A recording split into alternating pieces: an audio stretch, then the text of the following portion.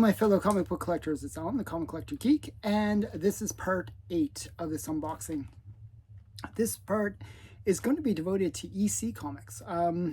Pretty much everything in this unboxing of this part is our EC comics from the Golden Age.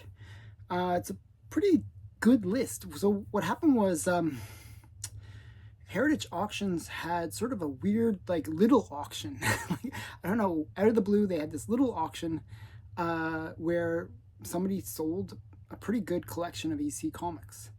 And because it was sort of in between, like, the regular weekly auction and a big prime auction, it kind of got ignored. It was sort of under the radar auction. And a lot of these EC books kind of went for fractions of what they were worth, maybe about half. Most of the ones I bought were half the fair market value for them.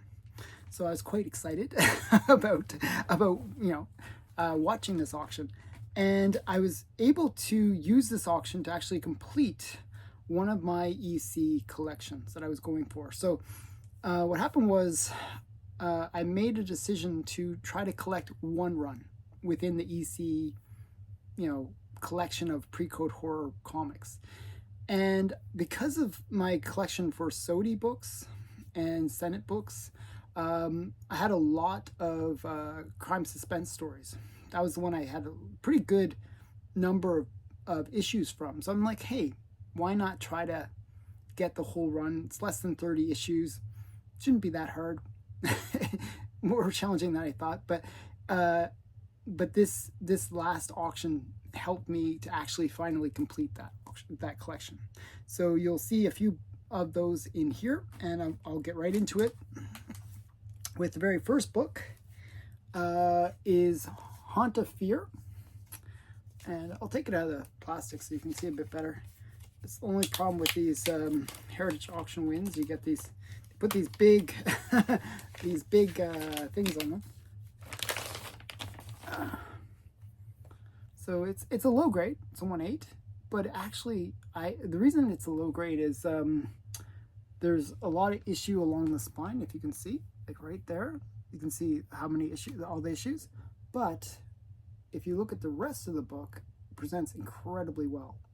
I love these kind of examples where it's the cover presents really well for the grade, and you get like a really nice presenting copy where within the slab you can't really see that it's not that high of a grade. So I like this one. I thought it was really cool. I got it for almost opening bid. It was really low. I think I paid $50 some odd for it. It wasn't that expensive. And I thought it was really just a really cool one. So this is Haunt of Fear number 22. And it's like this weird corpse-like thing coming out here. I'm not sure if you can see that.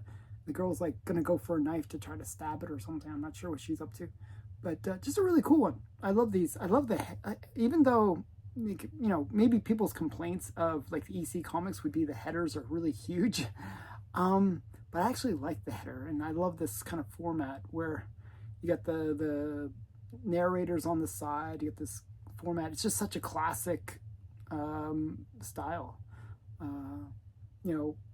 Obviously ones with less trade dress might appear better, but something about the EC's trade dress is actually quite cool. So I'm a big fan of EC comics. So that's the first one.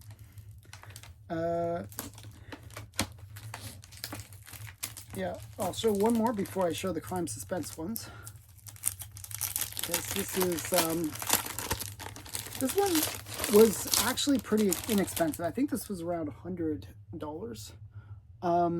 This is a weird fantasy, and it is restored, so that's why it kind of went. But another great thing about Heritage is not only you should find auctions that are sort of in between these prime auctions, but auctions where there's restored books. I don't mind restored books. Some people really hate the purple label. They call it the purple label of death. I don't feel that way. I understand why people don't like the purple labels. I personally don't mind the purple labels if I can get the book cheaper. That's the reason I actually like purple labels, because Often you can get the book for a fraction of the cost of a blue label. So usually in a 3.5, you're getting the book at maybe 40% of the same price as the blue label. So in this case, I got it for about 20% of what the blue label would have been. So I was quite happy. This is actually a Frank Frazetta cover, and it's just this sci-fi book from 1953. The restoration includes small amount of color touch on cover, staples replaced. Now, once you get staples replaced, that's it. The rest, it's one of those, it can't be unrestored. You can't just find this, oh, where were those staples, and put them back in. In this case, often when people are replacing staples, what they're really doing is conserving the book. Because sometimes the staples can get rusty, and actually over time can actually deteriorate the book. I mean, you don't want that deterioration to happen, so removing the staples kind of makes sense. So for me, this is not a big deal. I actually probably saved the book from becoming like just a sheer mess. I'm not sure why it's a 3.5. It actually presents incredibly well.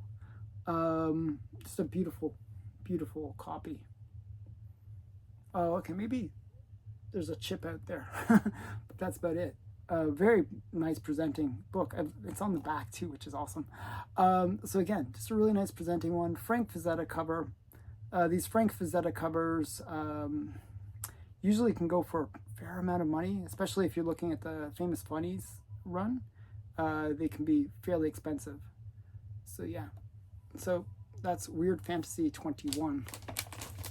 Okay, so the next books that I got after the great Frank Frazetta cover were the last 3 issues that I needed to complete my crime suspense run. So it's just 3 more books, and that's it for this part.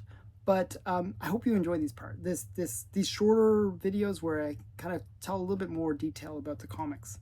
So this first one is really low grade.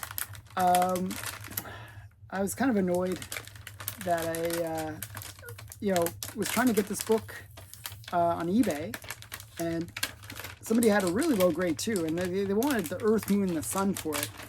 Well, this was an affordable kind of placeholder. So this is one where it's missing like half a page inside, and therefore it got the 0.5 grade. But the cover presents well. And when it's in the slab, I really don't feel like it matters as much. It is annoying that it is an incomplete copy. So I think what it was is there was probably a coupon, because normally they will say that it affects story, but in this case it doesn't. So it's probably one of the ad pages. Somebody probably cut out a coupon, or removed the half of the page, and therefore, it's missing that piece of the page. But this one is it's a Johnny Craig cover, and it was from 1952. It's a great one. They're discovering the corpse in the attic kind of thing. So this is Crime Suspense Stories number 9, and it is the complete in this issue, an illustrated terror tale from Haunt of Fear. Kind of a cool one. So even though these books originally started out as crime comics, they were really pre-code horror. So they kept the title, but they changed the theme to more horror-like books. Okay, the next one is a classic cover.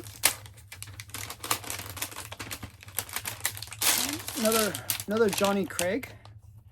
Johnny Craig did a lot of the covers for Crime Suspense Stories, and this is Crime Suspense Stories number 5, and again, another Johnny Craig cover. This is a drowning one. You got the man seeing, it looks like maybe I don't know, is this like, it kind of reminds me of like a sewer, what does it say? Complete in this issue, an illustrated terror tale from the Haunt of Fear. It doesn't say what the story's about, but yeah, It's another Johnny Craig. And just another cool cover, like really great solid greens in it, just beautiful cover. And a 3.0. Again, I got these for around $100 like bid price. See the watch on the back, and they present really well, and it completes my run. I was super excited to complete my run of crime suspense stories. I think this one's pretty brilliant. I'm going to zoom in so you can see it a little bit better. Guy's just face down in the sewer water. It's kind of crazy. You got this guy being terrified in the background. So just a really cool cover. Okay, now this last one. So we're kind of working down from, we went from 9 to number 5. Now this is number 3.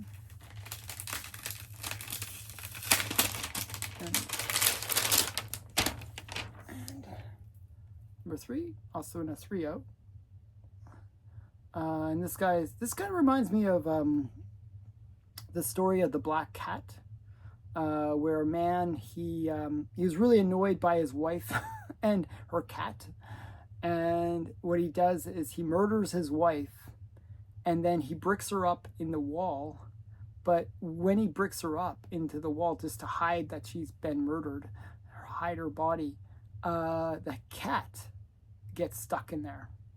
And he just hears the cat meowing in the walls, and eventually makes him go crazy, which is what happens in a lot of horror stories. So it kind of reminds me of that, just with this guy getting bricked in. And what does he say? No, please don't. Brick me in. I'll die. I'll suffocate. Please. And this one has the Old Witch Stories Begin and Edgar Allan Poe adaptation. So it might be based on the Black Cat. So yeah, Johnny Craig, great cover. Guy getting bricked in, and it is from 1951. Great EC Comics. So that's it. That was, as I said, these are going to be shorter videos. These next 4, we've got 3 more to do, but they're going to be more themed based and bigger books. So these are cool EC books. I hope you like this content. If you do, please remember to give me a like, and also subscribe to the channel if you haven't already. And thanks for watching. Bye for now.